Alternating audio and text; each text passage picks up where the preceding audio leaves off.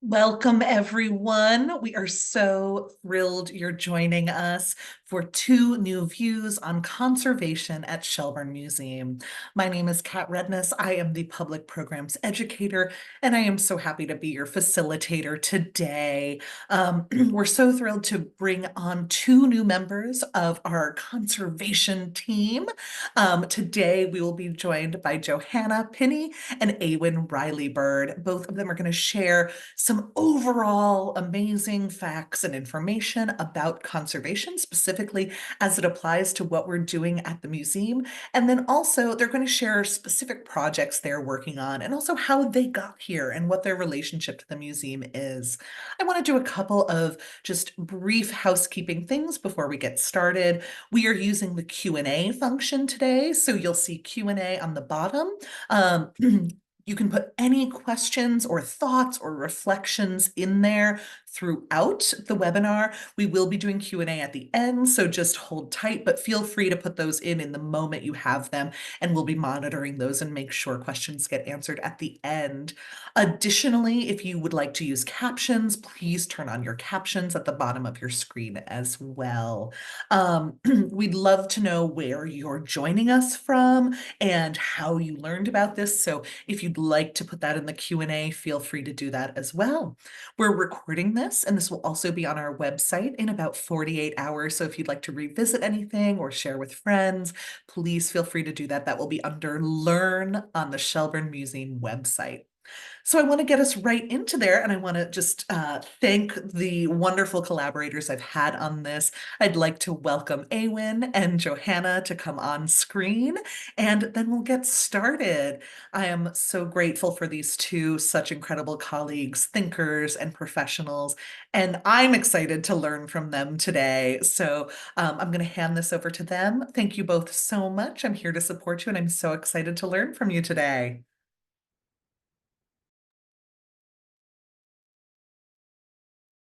All right, thank you so much, Kat. And we will get started here. So thank you so much to all of you who are joining us today. We wanted to give you a bit of an overview of our talk so you would know what to expect. First, we are going to explain what exactly art conservation is. Then we will cover the 10 agents of deterioration and how they relate to our work. The second half of our talk is going to be about our individual projects. First, I will talk about my preventive conservation project in the Electra Havemeyer Webb Memorial Building. Then Awyn will talk about their conservation work for the Dana-Spencer Galleries at Hat and Fragrance. Finally, we will have some time for Q&A. We thought that a good way to start this presentation was to briefly discuss what exactly art conservation is.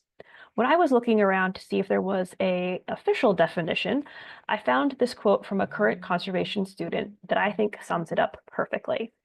Art conservation is a career that uses scientific knowledge and historical context to ethically care for material culture. When people talk about art conservation, you may hear references to the three-legged stool, which is shown here, the combination of chemistry, art, and art history, with all three disciplines coming together to create conservation. Traditionally, this is how art conservation as a discipline was explained. I would submit that this chart should look more like this. All these things contribute to what makes art conservation such an interesting and important field. Something that I really like about this job is that every conservator in the world would make a slightly different chart because art conservation as a career is as individual as every person who works in it, made of experience, research, technique, and more.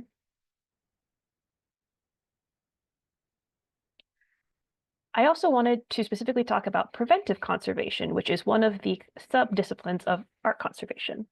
This is a specialty that focuses on the ways that we can prevent damage rather than fixing it after it occurs. These methods include things like dusting objects that are on display so that it doesn't accumulate, making sure that delicate materials are not being exposed to too much light, or creating custom boxes that support and protect. Preventive is the type of conservation that I am spending the most time with while I am at Shelburne. And when we think about preventive conservation, We use the 10 agents of deterioration as guiding principles to sort of organize our thoughts and understand the risks to cultural heritage. So the 10 agents of deterioration are the 10 biggest threats to cultural heritage. And we have them all listed, all 10 of them on this slide, but we are going to walk you through one by one to explore each of these agents of deterioration. First is water. And water in small amounts or large amounts can pose a threat to cultural heritage. So if you think of something like tracing paper, a few drops of water could distort that paper and permanently change its structure. Or you could think of things like floods that might affect an entire library or collection.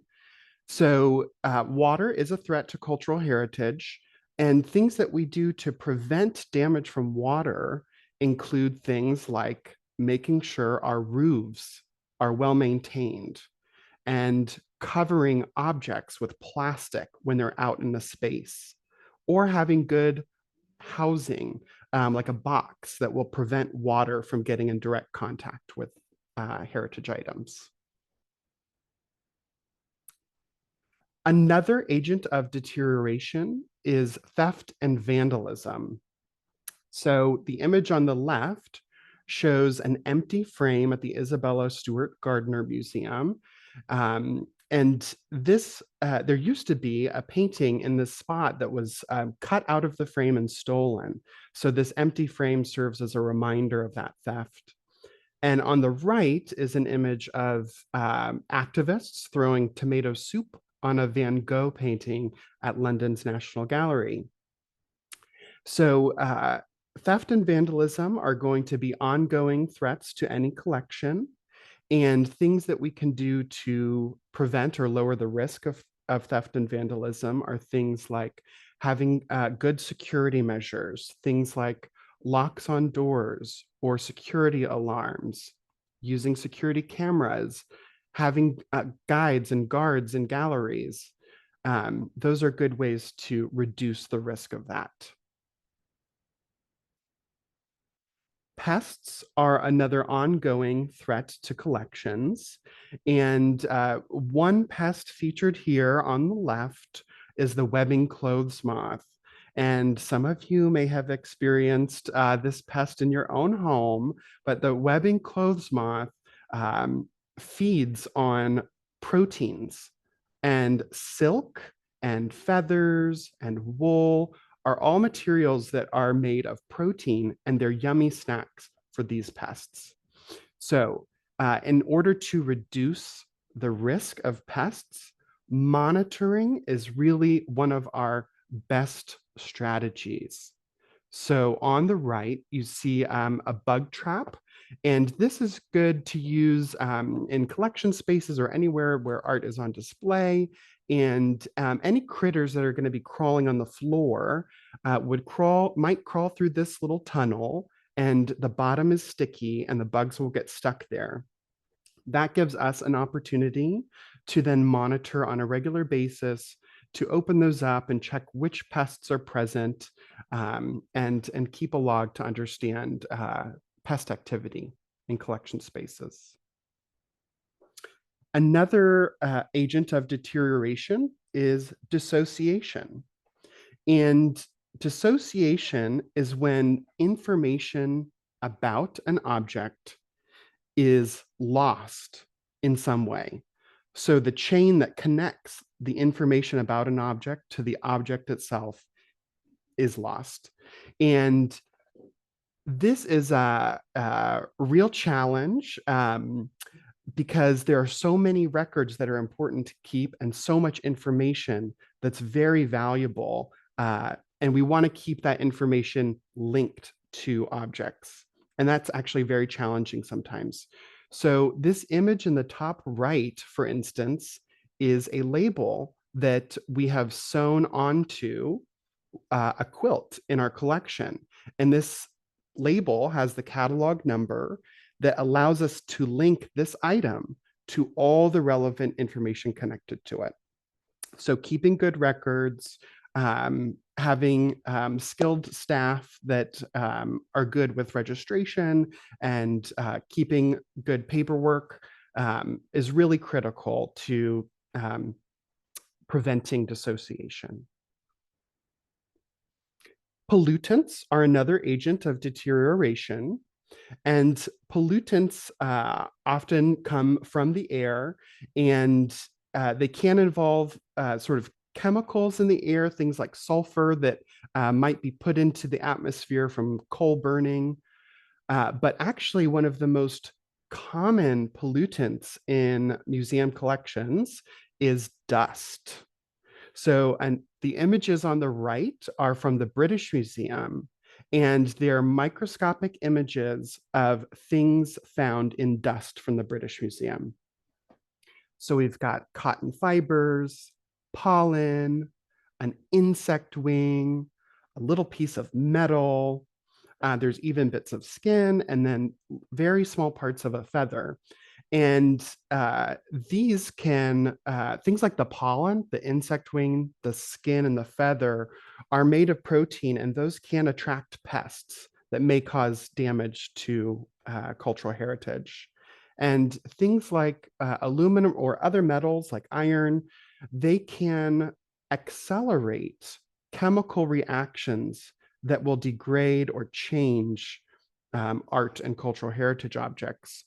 So things we do to prevent pollutants in collections include having good air filtration systems with our air conditioning and heating system, and also doing regular cleaning and regular housekeeping. It's really a good way to reduce dust and the risks that it poses to collections. Now, the next agent has been unfortunately relevant in recent months, which is fire. This can be a particularly difficult agent to address for conservators simply because the fire might not leave behind anything to salvage. Fire is also often a co-agent with water, as water is used to try and combat fire. To prevent fire damage, we use many of the same methods as you might have in your house: smoke detectors, fire suppression systems, etc.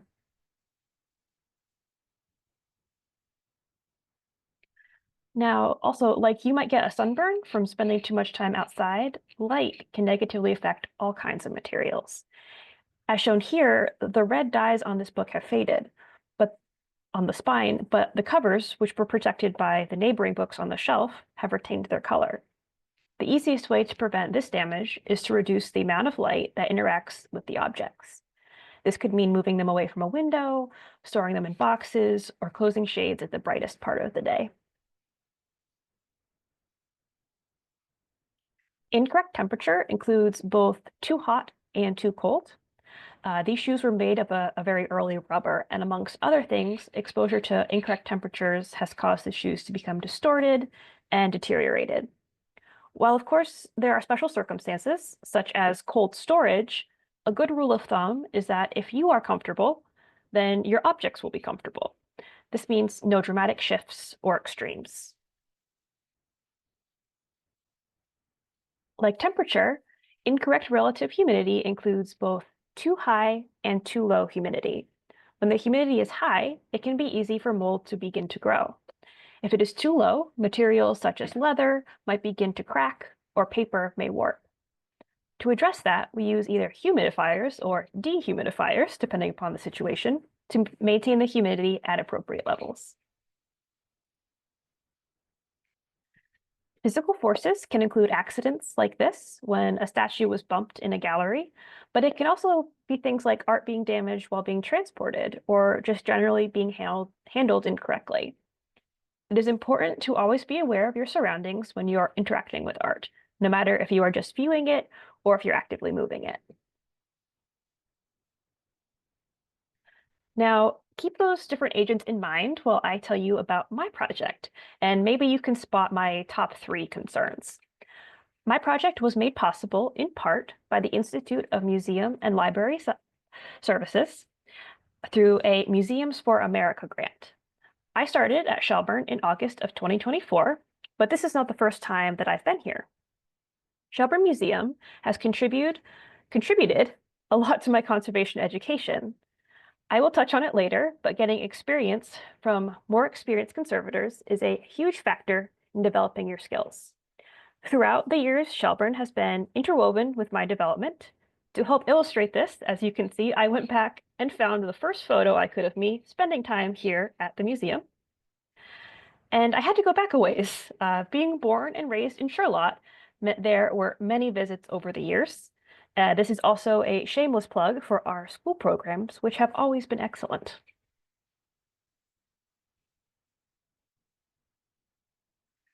But getting back to my education, I have been lucky enough to spend time at Shelburne during many stages of my career.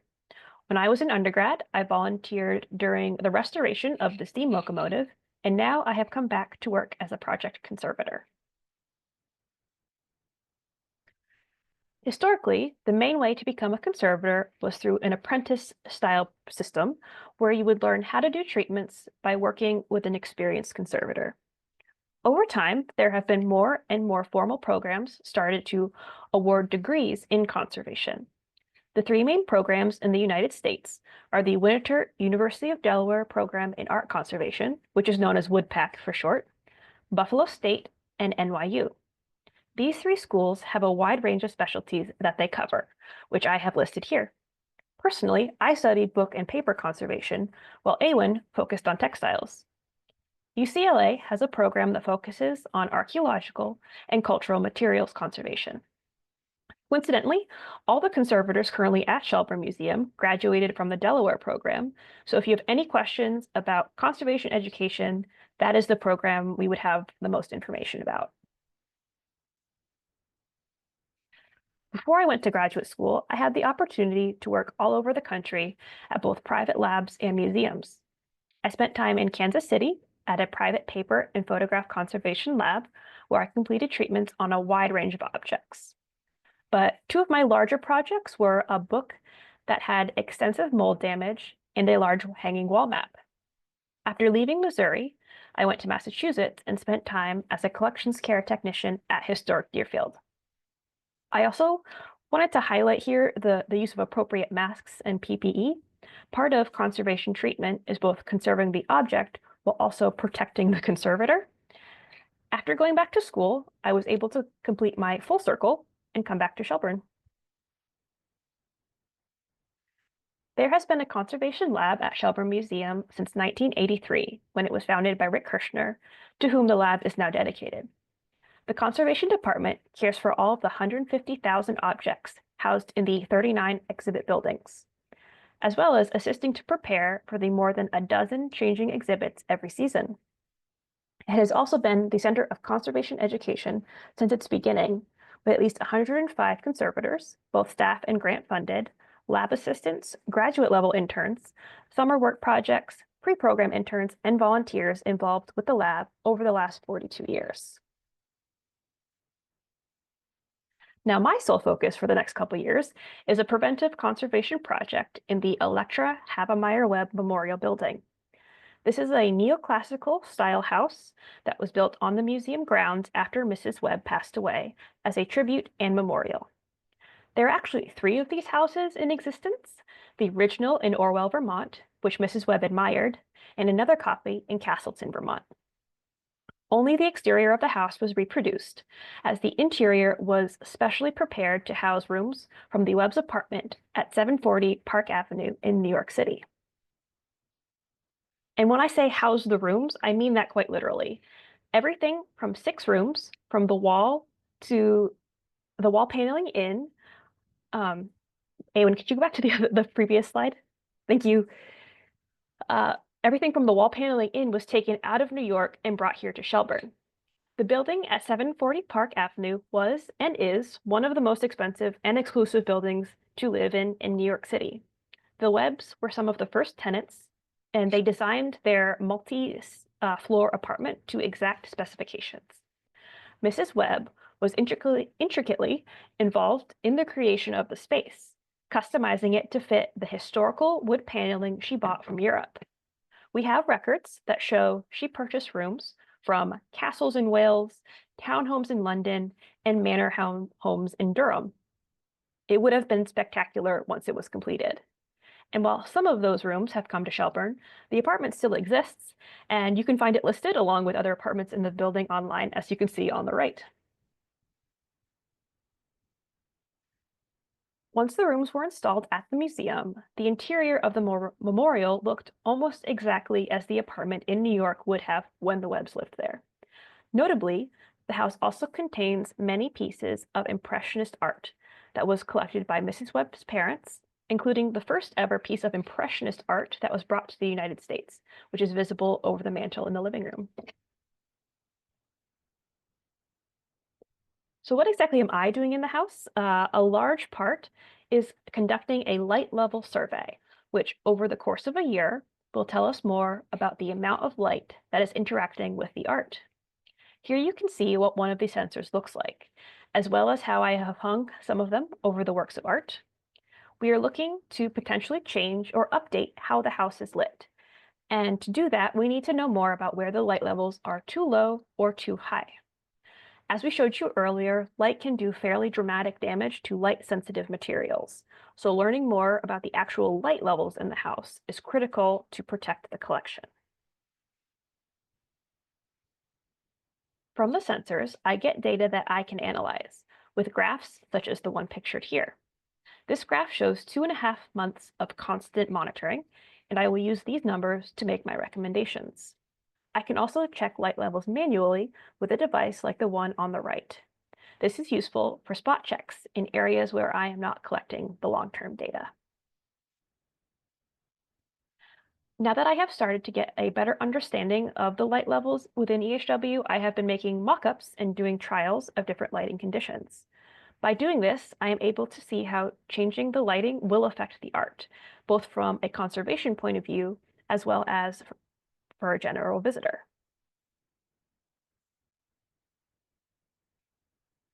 We have also been looking at what color temperature bulb we should use.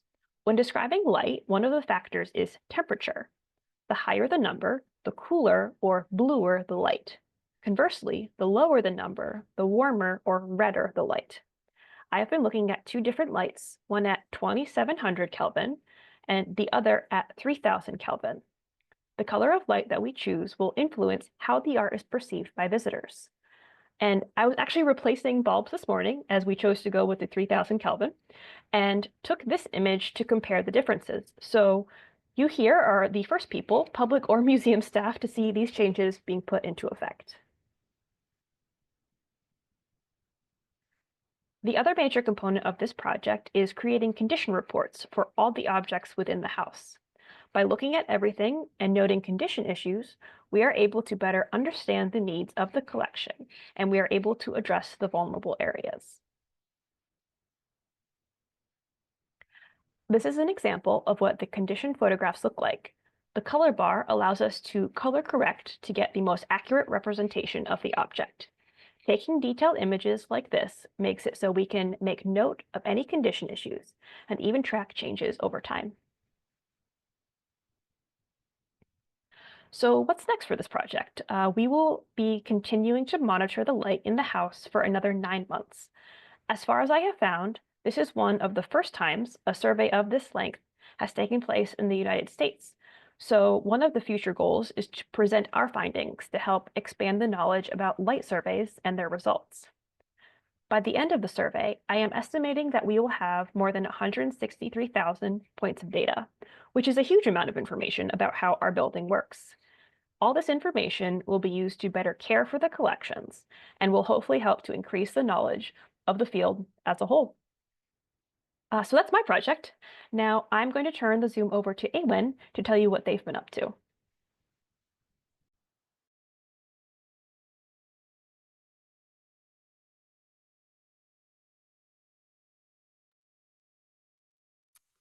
Wow, thank you, Kat. Thank you, Johanna, and thank you to everyone tuning in. I love an opportunity to share our work in conservation. And unlike Johanna, I am brand new to Vermont. My first time in the state was for my job interview with Shelburne Museum. I just moved in October of last year, and I've been thoroughly enjoying it, and recently took up Nordic skiing, which I am having a lot of fun with.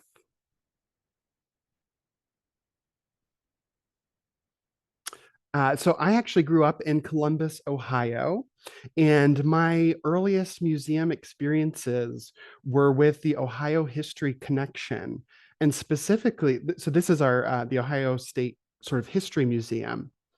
And at this museum, there is the Ohio Village, which is a Reconstruction 19th century village.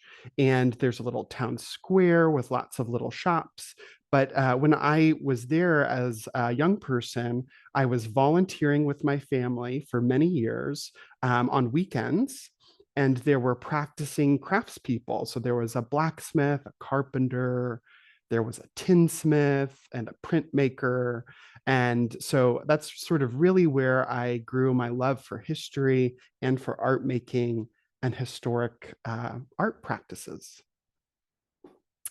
So I did not find out about art conservation until after I had graduated from undergrad.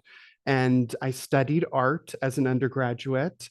And that meant I had to go back and get chemistry prerequisites. So I went back for a few years to study chemistry at Ohio State University. And I had a really great time. I Once I had a reason to be interested in chemistry, it was like I could not learn enough about it. And so I wound up taking some graduate level chemistry courses and even joining a mass spectrometry research group. And we were designing instruments to weigh the mass of individual molecules. And that was a really great experience. Later, I went on to study technical art history at University of Glasgow as part of a US-UK Fulbright exchange. And in this graduate degree, I was working primarily with conservators to learn analytic skills. So how to use scientific tools to look specifically at cultural heritage and how to sort of deduce historic art making practices. So, like Johanna, I studied at the Winter University of Delaware program in art conservation. And in the picture on the left, you can see that is at the Winter Museum in the Textile Conservation Lab. And I was working with my colleague, Margaret O'Neill, in the white lab coat to wet clean an Ushok rug from the Winter Museum collection. And the rug was so large that we actually had to build a bath station on the floor using 2x4s and plastic sheet. And so that rug had been on open display for many years, I think for about 25 years. And it had accumulated quite a lot of soiling. So this cleaning process was helping to remove the dust and the soiling from just being on open display for so long. In our training programs at Winter, University of Delaware, our third year is actually spent out at a museum doing an internship. And my third year, I spent with the Textile Museum in Washington, D.C. So the image you see on the right is me with staff at the Textile Museum. And this was a really special opportunity for me because I got to work alongside 4 textile conservators. So 4 people who specialize in textiles, and they each had a slightly different view. They all had different backgrounds and experiences, and I was able to learn from all of them during that year. So that was a really great experience. After graduating from my conservation program, I did an Andrew W. Mellon Fellowship in Textile Conservation with the National Museum of the American Indian. And I got to work closely with their textile conservator, Susan Heald, and all of the conservation staff there. And I was primarily working on getting an exhibit ready, an exhibit of Diné tapestry art by the artist D.Y. Begay. And I also, during that time, I was a lecturer for one semester teaching preventive conservation at George Washington University. And in the picture on the right, we were taking a class field trip to the National Gallery of Art to learn about some of their lighting techniques. And that brings me to my work here with Shelburne Museum.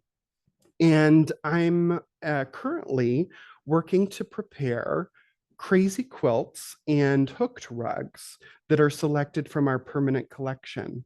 And they'll be going on display this year from May through October. And so the image you see here is a crazy quilt that was constructed in 1892 by Maria Louise Moore, who lived in New Jersey and completed this quilt when she was just 24 years old.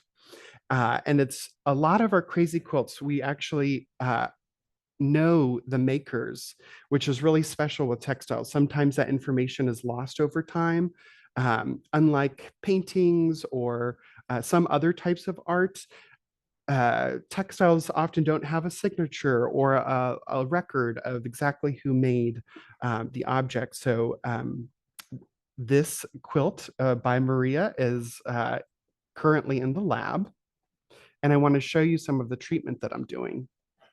So to get this ready for display, I am looking for areas of damage or areas that might be vulnerable to being damaged just from being transported or displayed vertically.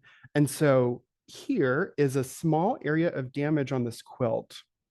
And this purple square is very fragile. It's starting to become brittle.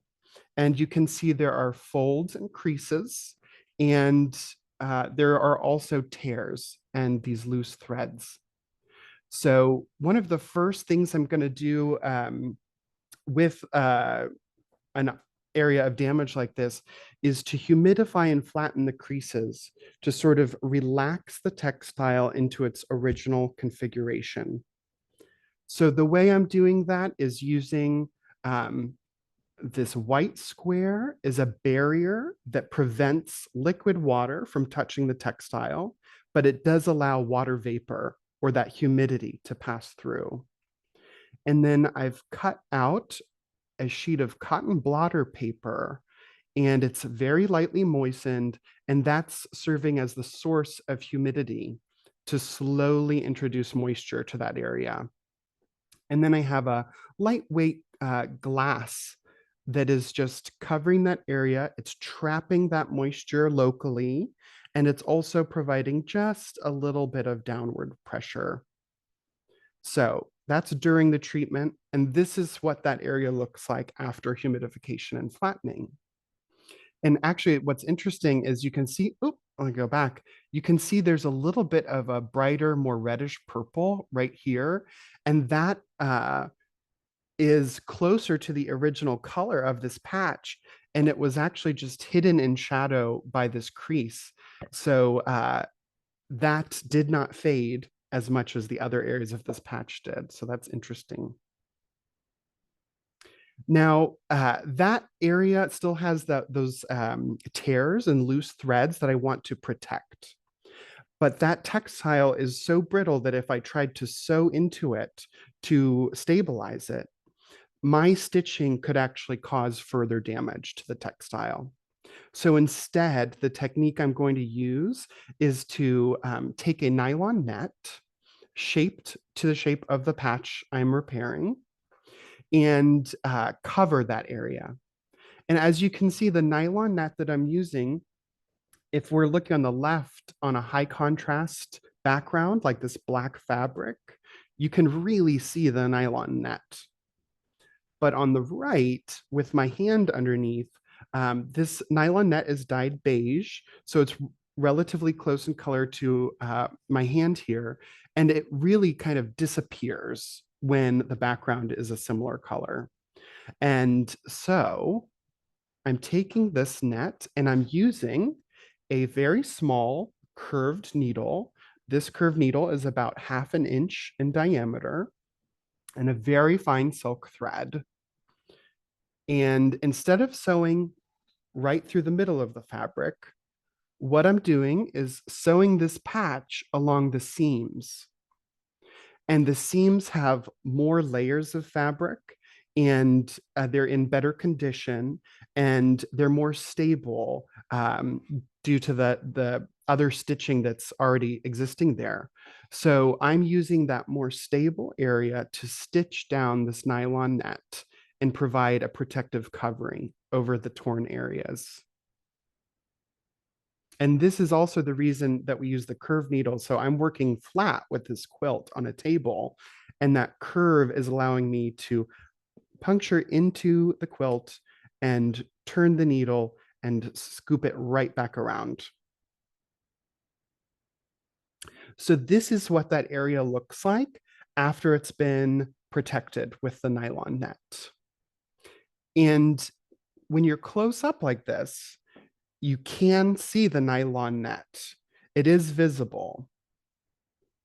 But if we back away, and actually in this circled area, that whole 6-pointed star is covered with this nylon net, and the green arrow is pointing to the piece that was humidified and flattened.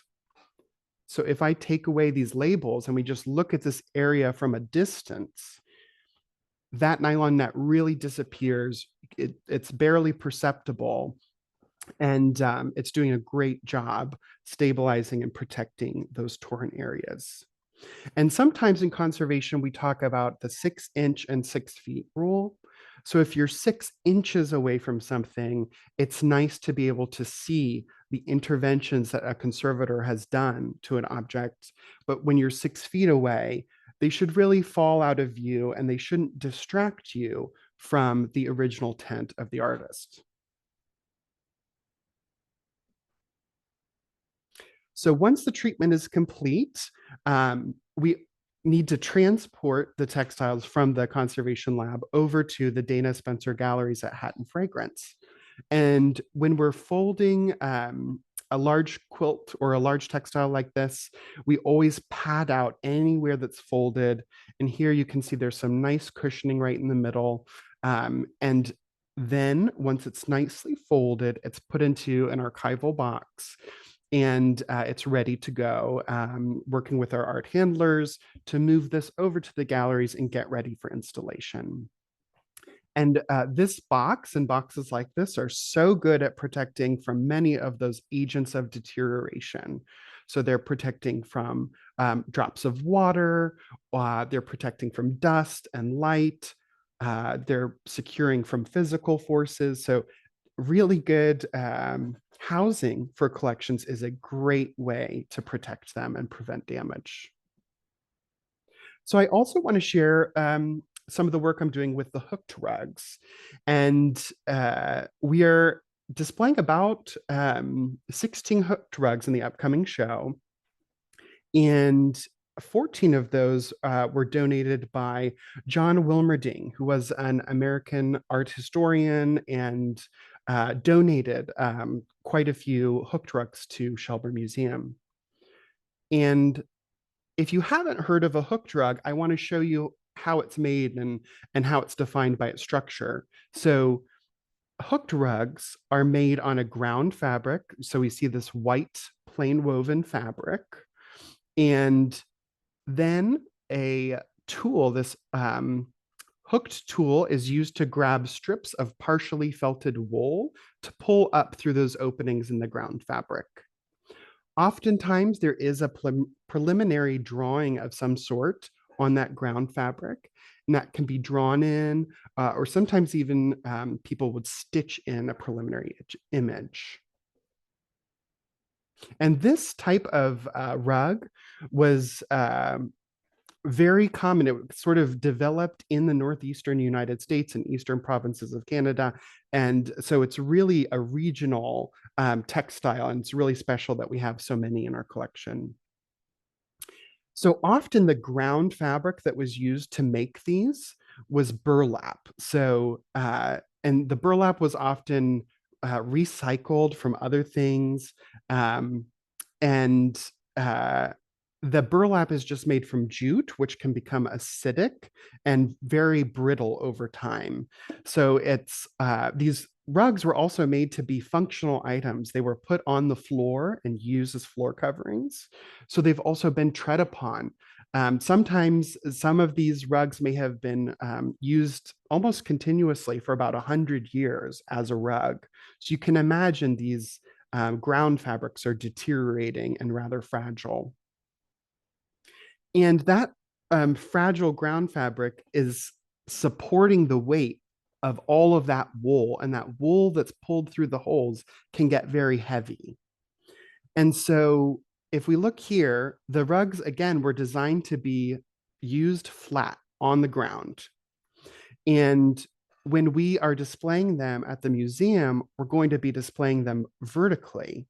This gives better access to visitors. It allows us to put more on display for you, and it has a number of benefits.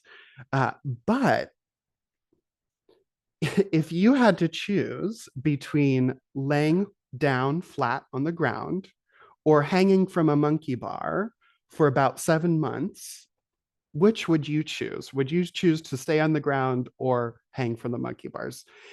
I would certainly choose to lay on the ground, but that is not what we're going to be doing with the rugs. So these rugs have a fragile structure. They have a lot of weight from the wool.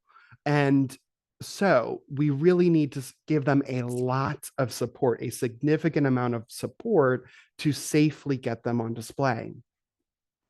So the way we do that is to add a lining and a Velcro mount. So this is the back of that hooked rug that I showed earlier. And I do want to point out, here's an accession number, keeping our records to this object linked directly to the object. And this is what that hooked rug looks like after it's mounted. So here you can see this brown fabric that's almost covering the entire back of the rug is just a cotton fabric that's very strong. And I've added a series of vertical stitches into it. And those vertical stitches are tying the rug to the cotton and giving a lot of support when it's hanging vertically. Then I also have here at the top a Velcro band that's sewn onto a lighter color fabric of cotton. And all of this is sewn by hand onto the rug. I also want to point out that I did, also move the accession number onto the lining because now the lining will stay permanently attached to the rug. So I've moved that to make sure, again, we prevent dissociation of information.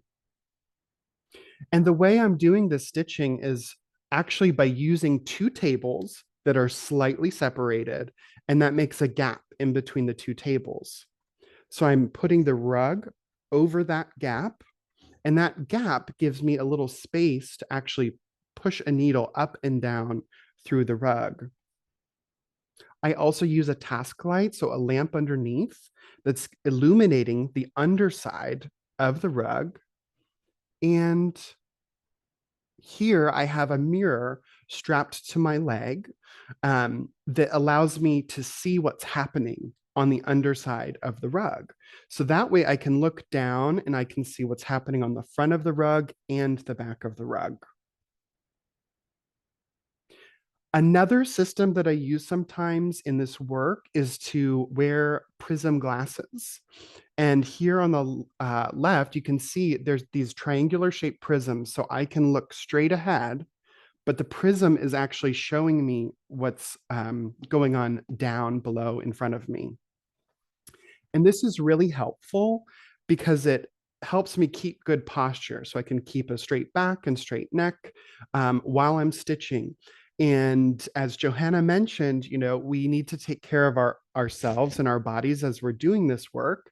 And with anyone who does a repetitive physical task, things like this are really important. So to give you a sense, I think about the two shows, the quilts and the hooked rugs being featured, it will take about 3 months of stitching to prepare these items for display. So it's really important for me during those 3 months to take good care of myself. And there's just a detail of what that stitching looks like on the back. And with that, it was ready for a test hanging. So after that Velcro band was attached on the back, I wanted to test hang this rug to see how effective my lining was. So here in the lab, if you can see behind me, there's this pink wall that has some Velcro attached. And I was using that to hang the rug vertically. And then immediately after hanging it, I placed a line of this purple tape along the bottom, and I let the rug stay there for about a week. And I came back to see if that rug had stretched downward at all and if that bottom line had shifted. And I found that this treatment was very effective and there was no downward stretching. And that made me feel comfortable that there was not a lot of stress on this rug. So it was a successful treatment and the rug is ready for display. And with that, I want to thank all of you listeners and open it up to questions.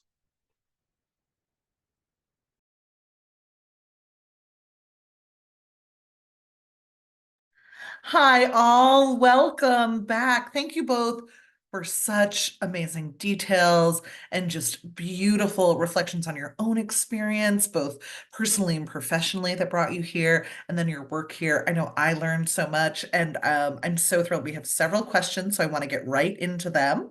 Um, Great. We have one suggestion. Catherine says, not a question, but a suggestion.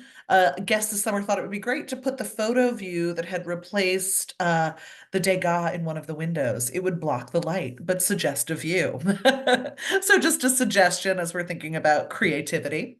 Deborah asks, are you monitoring, and this is for Johanna, are you monitoring the light on the walls and furniture or just the paintings and objects? Did the walls come from the New York apartment or were they built at the museum? Yes, so we are really kind of holistically monitoring the light within the house. So we are paying attention to the walls, the furniture, different things, as we mentioned, have different sensitivities. So for example, there is a wallpaper in the house that we are specifically concerned about the light levels. So I am going to be monitoring that specifically. There's also several kind of needleworked chairs in the living room that have a lot of color. And so dyed fabrics is another thing that is very sensitive to light. So we will be monitoring those specifically as well. And in terms of the walls, actually, I wasn't quite sure exactly how the process worked from castle to apartment to museum, but I found recently a source that said that when Mrs. Webb was building the apartment, she built the apartment in New York to match the walls of the castle. So the walls are exactly as they were in the castle, which are exactly how they were in the apartment. So it's been a continuous chain for the last, well, 300 years. Thanks so much. Awyn, we have a question from Victoria who says, would you mind speaking more on studying abroad and its impact in your career journey? I would be happy to. So I think it had a really big impact on my education and just on my own personal life. I was in Scotland for about a year and also got to spend 3 months in the Netherlands with the Rijksmuseum. And from an educational point of view, it's so important to get a variety of perspectives. So I would say conservators around the world share a lot of ethics and values, but there are details of our practice and the way that we do our work that are different. And everyone that you study with or get to work alongside will have a slightly different method or trick or a tool to use. And so the more people you have exposure to, the wider your own perspective becomes. And it's really valuable. And then it also, I mean, it's just fun to see new parts of the world and get to experience new foods and see all sorts of museums. So from a personal, like just sort of in my own life, it was also really um, a, a wonderful moment. So I loved it. Amazing. Renee shared a little anecdote and then a story. Renee is involved as a volunteer in a small town history museum and is saying they have issues with dissociation. It's a very informal group of volunteers. People often stop in and drop off donations, meaning they don't always get recorded or not consistently. These are items of everyday use. Renee knows all museums have these issues. Renee's grandfather actually donated items to our museum in the 1970s. What do you suggest as a way to prevent dissociation?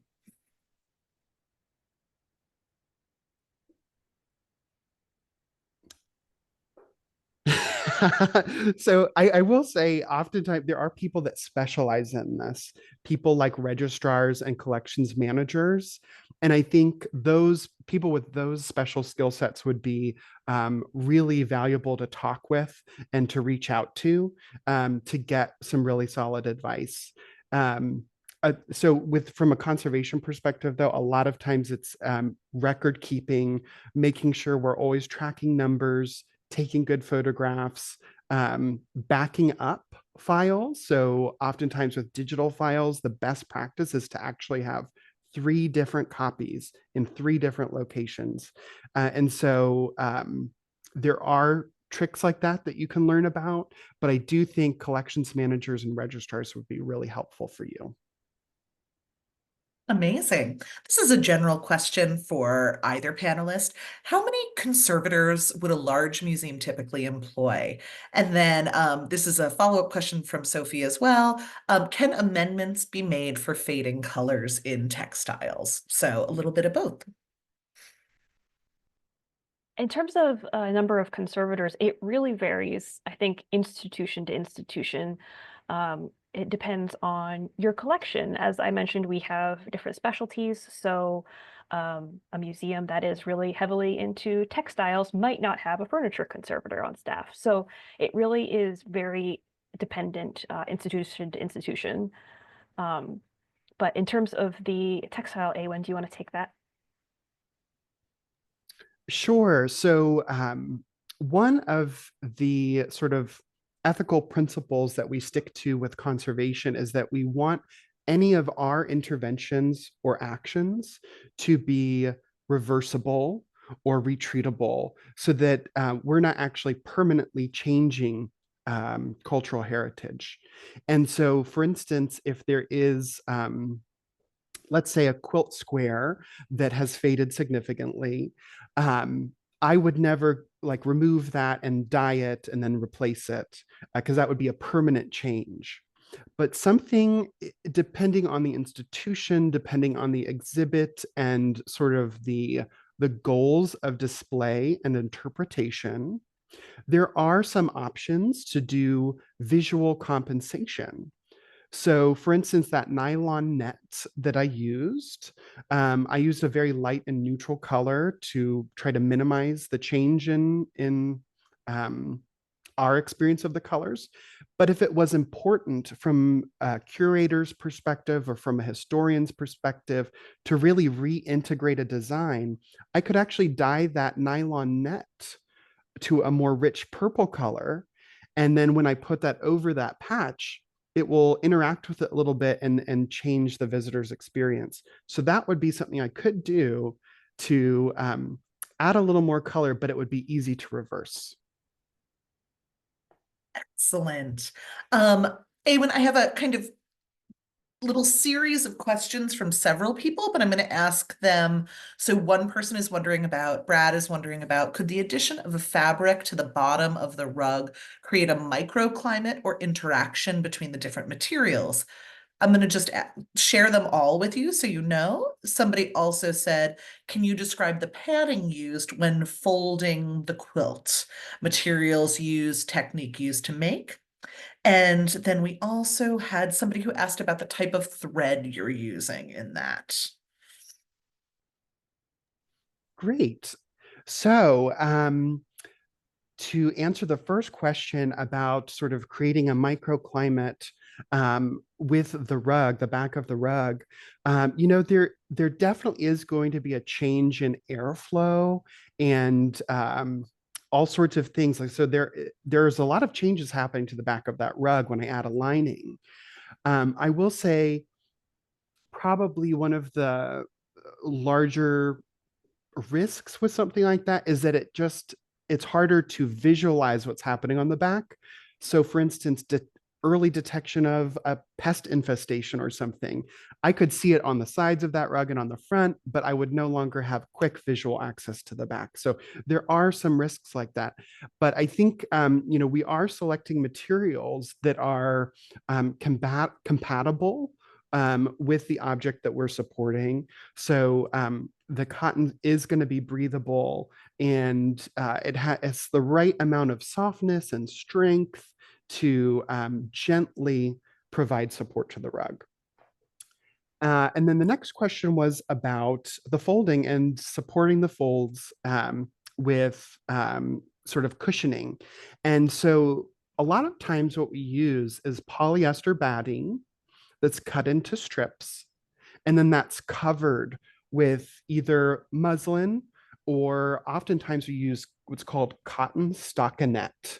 And it's just a big tube of stretchy cotton that you can pull over to cover things.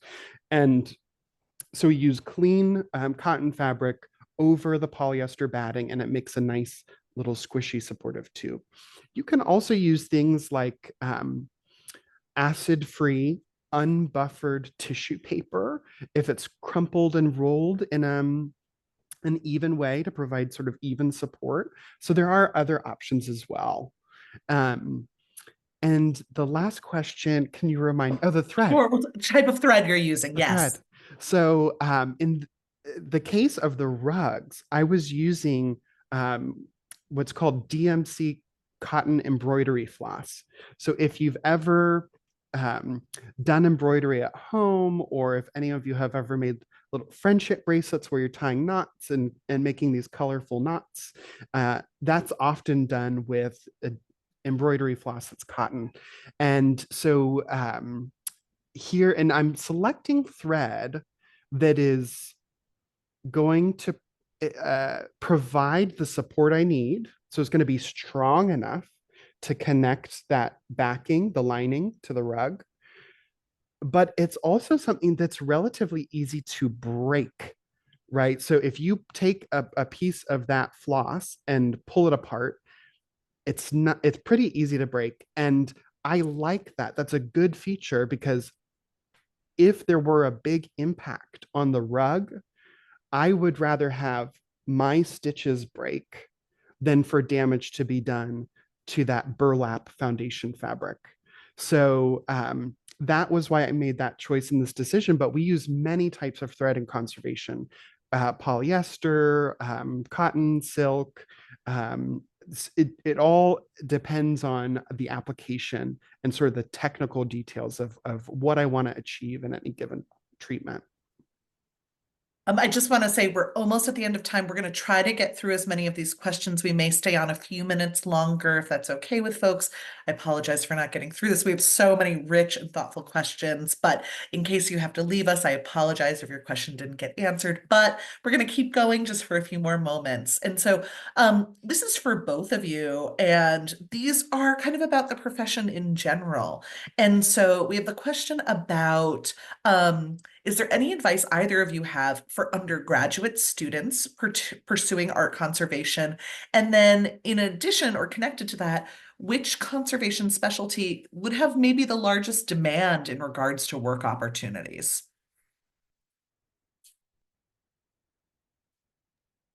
So I can start to address maybe the undergraduate portion of that.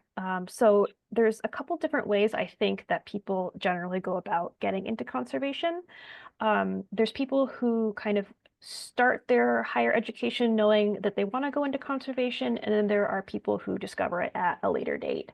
I just happened to be aware of conservation as a field, and so I catered my undergrad towards eventually going to a conservation graduate program, which meant focusing on chemistry and art and art history. As I mentioned in that little chart, there is a undergraduate conservation program at the University of Delaware, but I think that besides that, just kind of getting conservation experience however you can is important.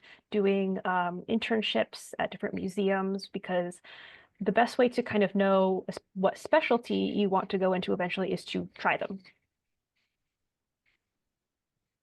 And Amazing. yeah, Yeah, go ahead. and I would add to that that I do think, getting in touch with a conservator as soon as you can is going to be really helpful. They'll be able to help give you a sense of the field and what opportunities might be available to you. But I also would give a big plug to the American Institute for Conservation. So this is our national professional organization in conservation. And there is a network called the Emerging Conservation Professionals Network. It's often shortened to ECPN. And they have a lot of resources for people who are looking to get into the field. And you can even get connected to other people in the sort of the same position as you. So those are things I would recommend as well. In terms of job prospects by specialty, I would say it really, there are opportunities out there in all of the disciplines. I will say it's a relatively small field. So the types of opportunities that arise might not be geographically what you had in mind, or it might be it, you might need to be open to a lot of experiences that you may not have expected. And I personally love that approach to life and find it exciting. But it's hard, I think, to pick a discipline and then say, oh, yeah, I'm going to have guaranteed job security just from this discipline. So I would instead maybe recommend really thinking about the types of things you like to do, the materials you like to work with, the people you like to learn from, and really follow your passion, because you've got to be dedicated if you're going to stick to this field. Wonderful. I'm going to just do a few more, and we probably won't get through everything, but always feel free to connect with us if you have questions. And we're so happy so many of you have been so passionate about this. This is a great question, I think. And one of the things that I've noticed in so many of the pictures you're sharing is the collaboration that happens through conservation. And this question comes from Francis, who says, when you make a final conservation decision, do you always discuss it with another conservator?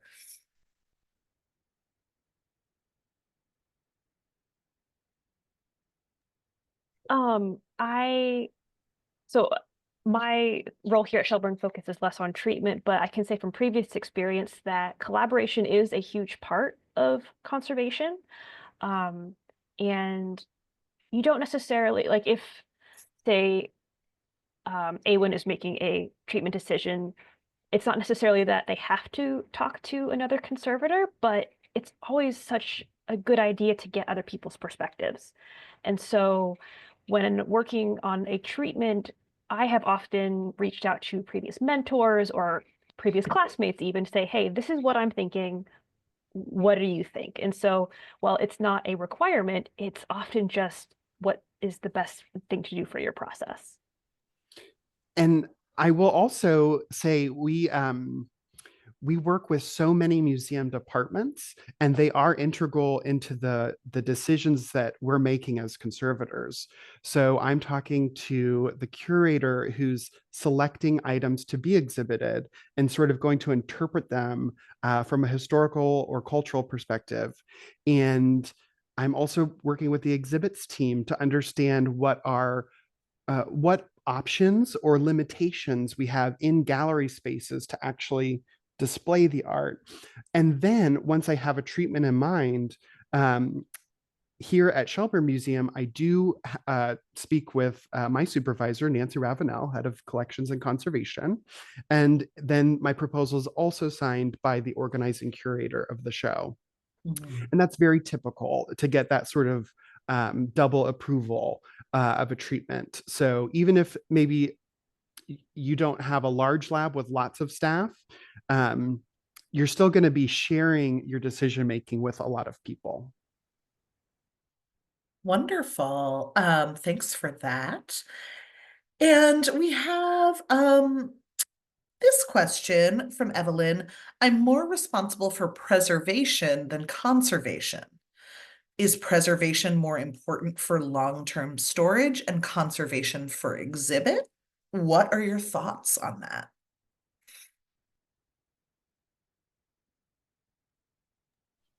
I do think that conservation overlaps with so many uh, disciplines, and preservation is one of those parts of conservation. Right. So when we talk about the agents of deterioration, those are things that anyone working in preservation can engage with, whether you're a conservator or not. So oftentimes we're sharing goals, and we're even sharing methods. So I would say they're really aligned and overlapping disciplines.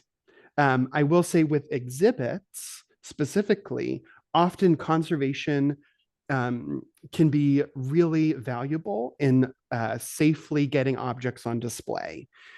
So that might be where mount making needs, like putting the Velcro onto textiles, or for ceramics, for instance, creating a little support like that would keep the ceramic from tilting. You know, those sort of things might be very valuable in that situation. Amazing. I have two other themes, and I think we're gonna call it a day. But one, I have a couple questions for you, Johanna. One, how long did well, actually, humidification was that? I forget which one. How long did humidification take? These are two very specific examples. So whomever answers them, and then specifically for Johanna, could you talk a little bit more about the in painting of the wall map that you had a photo of?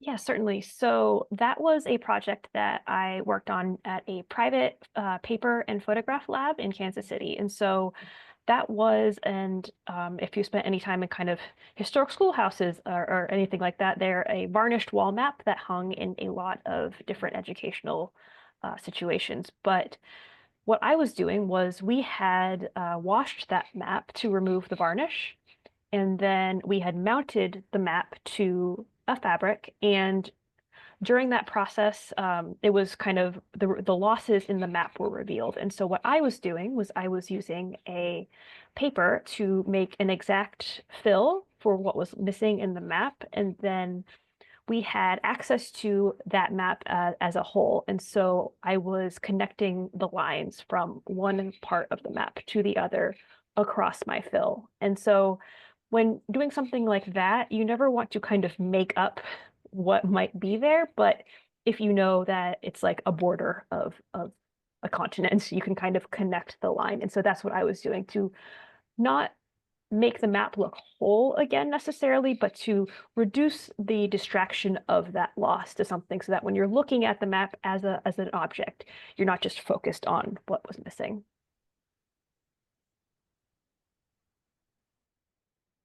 Yes, and was there a detail within the humidification It just question? said the time, like the length of it, Oh, how long sure. that Yeah. process takes. Yep.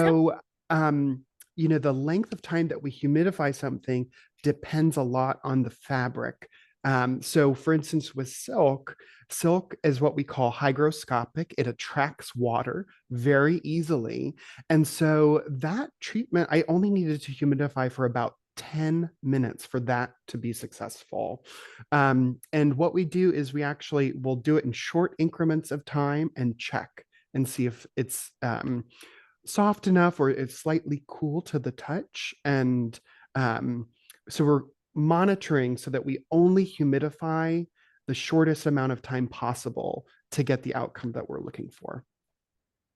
Amazing. And then just last couple questions are kind of about current situations or current evolutions that may impact your processes. So one is about wildfires. Do we feel the risk of wildfires at the museum? How do we manage that risk?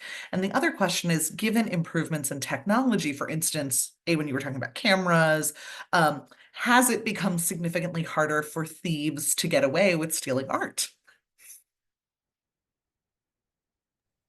Actually, I think in a way we can connect these questions by talking a little bit about making an emergency plan. And so part of what we assist with here at a museum and many pretty much all institutions have some sort of plan, is that you try and think about these different situations. And so you might look at the 10 agents of deterioration and say, okay, what are we going to do if there is a water event? What are we going to do if there is a fire event? And so of course, you can't predict, exactly what is going to happen, especially with natural disasters and that kind of thing. But looking at these different issues and different agents of deterioration and kind of having an idea of how you will respond is how we try and look ahead to protect collections. Amazing. So wonderful. We have to wrap up right now, but I just wanted to thank our incredible panelists, these incredible professionals, Awyn and Johanna. Thank you so much. I also want to thank Isa and Shayna, who were here with us on the tech back end of this, and then Nancy. Oh, I have somebody asking us to come back. Uh, great. There is a wonderful one, which actually is going to be the next step. How can we support this kind of programming in the future? Phenomenal. One of the groups that I want to thank are our members and our donors who make it possible for us to do free programs like this. This is absolutely no cost to everybody who is in here. And so joining by becoming a member or by making a donation really helps us to keep programs like this as accessible as possible, as frequent as possible, and as with a broad range and scope of items. So you can always visit our website, shelburnemuseum.org, and look for the donate or join us buttons for membership, which is wonderful. And additionally, I would also like to remind you this will be up on our website in 48 hours. We also have a few other webinars coming up. We just did the first of our portrait drawing webinars. It's a 4-part series. The next one is coming up on the 19th of February. And we use items from the collection and learn portrait drawing skills. On the 24th of February in the evening, we'll be meeting with Kite, who is an Indigenous artist who integrates technology and AI into the ideas of kinship and Indigenous art, and she'll be talking about that. On the 26th of March, we will have Katie Wood Kirchhoff, one of our amazing curators, talking about one of our upcoming exhibits on Daliv Ipkar, who is an incredible artist, illustrator, and author. And then on the 8th of April, we will have another one of our incredible curators, Corey Rogers, speaking with Mara Superior about her ceramics work. So if you're looking for additional ways to connect to us, connect to our collections and our exhibits, we'd love to have you join us. I want to thank everyone again, especially our 2 incredible panelists. Thank you for sharing your journeys, your work, and your passion for this. We're so grateful for what you do here. And thank you to everyone for joining us. Have wonderful days, everyone. Thanks so much.